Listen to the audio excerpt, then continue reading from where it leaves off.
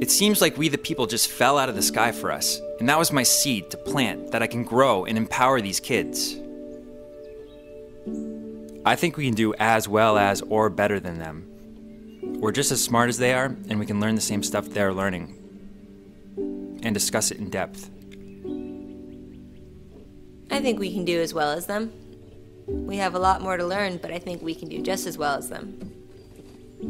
I think we're all pretty much the same. In August 2010, at James Madison's Montpelier in Virginia, an intense 4-day workshop took place with the express purpose of devising a way to bring the Center for Civic Education's We the People, the Citizen and the Constitution program into schools for the deaf across the country. This truly is about power. It's about empowering your students. And I think through the study of the Constitution, that is possible. We've been working this weekend with teachers from the deaf schools of 6 different states. And it's been quite a weekend. It's been an eye-opener for myself, looking at the struggles that these students go through and how they may not have that political voice that they should have. The founders of Civication Incorporated, Ken Hurley and Devorah Ben-Moshe, joined forces with Robert Lemming, the national director of the We the People program. Together, they've created the Justice is Also Deaf project.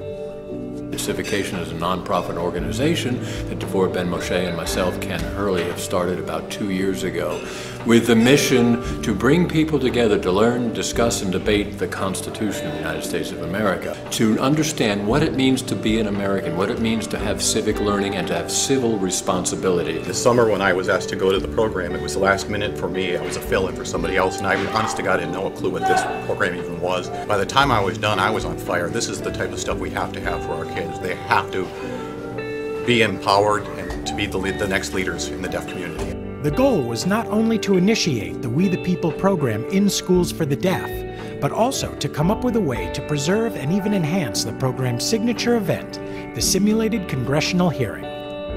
In a typical hearing, a group of students testify before a panel of expert judges about constitutional issues. After testifying, the judges have an opportunity to question the students and challenge their positions. It was ultimately determined that having the deaf students testify to a panel of deaf judges using only ASL, American Sign Language, and with no interpreters was the best way to preserve the spontaneity, excitement, and flow of ideas within the hearings.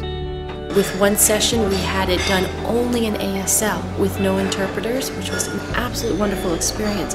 And the ease of communication and the depth of communication was not hindered by trying to make it accessible and using interpreters. And that's what we're looking for, is the deep thinking, the critical thinking that goes on with these issues. Having barely started the We the People program, students from the Indiana School for the Deaf were able to attend an actual middle school hearing competition and get their first look at how the hearings work.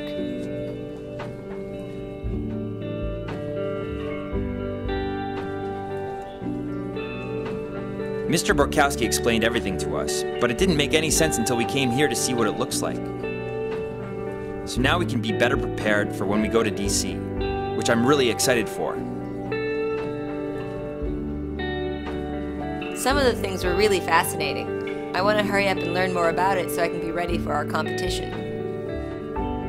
We're going to be competing against other deaf schools, and we'll be able to sit with deaf lawyers and deaf judges, and that'll be interesting. I think we can do just as well as them, maybe even better than them if we study and do a good job. I think we can do just as well, if not better than them. A lot of people might think we wouldn't be able to do it as well as them. But I think with how we learn and how we answer questions, we'll show that we're as good as anyone else. Because these deaf students, when they leave ISD, they need to go out into the world and be ready to be leaders. They have to be. You can't just sit back and play Xbox all the time. You've got to be the leaders of the deaf community from here on out. Because nowadays, deaf issues are controversial. They're big issues. These are our future leaders, and I'm just thrilled to be able to work with them.